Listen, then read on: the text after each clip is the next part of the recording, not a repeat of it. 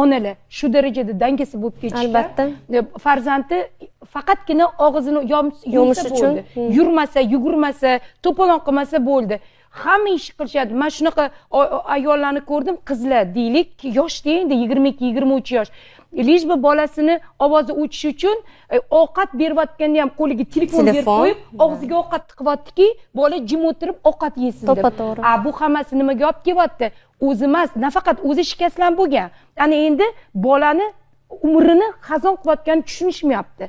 Baraka topib ko'ringlar, sizlar o'zinglarni qo'linglar bilan farzandlarni tugatyapsizlar. Hali endi o'ynab, kulib, anaqa jismonan nima bo'ladigan, rivojlanadigan paytida yoshlar bo'ldi. O'sha bola yoshlikdan oylik chaqaloqlar, 3 oylik, 5 oylik, yana xursand bo'lib qo'yishadi. Voy, meni bolam telefon qilyapti deb. Xursand bo'lib, mag'rurlanib gapirishadi. Bu mag'rurlanadigan narsa emas.